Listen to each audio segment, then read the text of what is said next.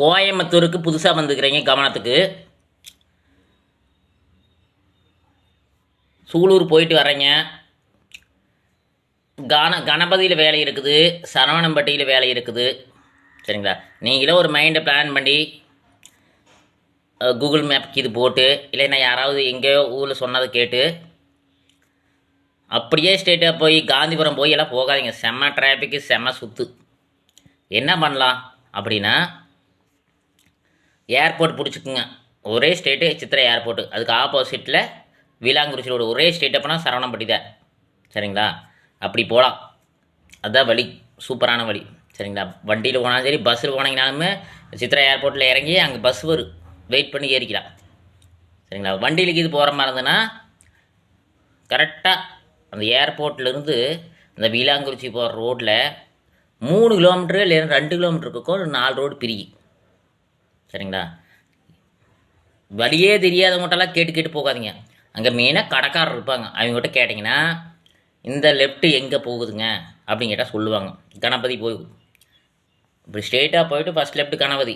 2 கிலோமீட்டருக்கு அடுத்தது 2 kilometre 4 road பிரியதில் போகுதா, அடுத்த 2 கிலோமீட்டர் 4 ரோடு பிரியும் தம்பி அப்படி போம்பாங்க.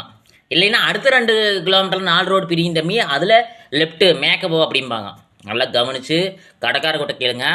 ஆட்டோக்காரர்கிட்ட ஒரு சிலர் சொல்லுவாங்க, ஒரு சிலர் பக்கத்தில் கூட்டிகிட்டு வரம்பாங்க, 200 கேட்பாங்க. மெயினாக கடைக்காரர்கிட்ட கேளுங்க. தள்ளு வண்டி கடைக்காரர்கிட்ட கேட்க வேண்டாம். கடை வச்சுருப்பாங்க, மளிகை கடைக்காரர்கிட்ட கேளுங்க. அவங்க சொல்லுவாங்க கிளியராக, நீட்டாக போய்க்குங்க. சரிங்களா? இப்போ நாம் ஒரு வீடியோவில் சொல்கிறோம் இப்படி போங்க அப்படி போங்கன்னு. ஏன்னா அங்கே போய் திசைகள் மாறி இருக்குது. அங்கே போய் நின்றுட்டு எனக்கு ஃபோன் பண்ணுறதாகட்டு இது வழி கேட்குறதா தெரியாது. சரிங்களா? மெயினாக கடைக்காரர்கிட்ட கேளுங்க. தள்ளு வண்டிக்கிட்ட கேட்க வேண்டாம், ஆட்டோக்காரர்கிட்ட கேட்க வேண்டாம். எல்லா ஆட்டோக்காரரும் மோசம் இல்லை. ஒரு சிலர் 200 ஆகும்பாங்க, ஒரு சிலர் தம்பி இதில் போனால் வந்துடும் தம்பி அப்படின்ட்டுருவாங்க. ஒரு சிலர் ஒரு சில நடக்கிறவங்க ஒரு சிலர் இடம் பார்த்திங்கன்னா 2 கிலோமீட்டர் 3 கிலோமீட்டர் நான் நடந்தே போயிடுவேன் அப்படிம்பாங்க. அந்த மாதிரி வழியும் சொல்லுவாங்க. ஒரு சிலர் மட்டும் வாடகை வா அப்படிம்பாங்க. பார்த்துக்குங்க. எல்லாம் ஒரு அனுபவம் தானே.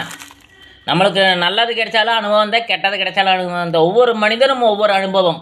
ஒவ்வொருத்தங்கிட்ட பேசும்போது ஒவ்வொரு அனுபவம் கிடைக்கும்.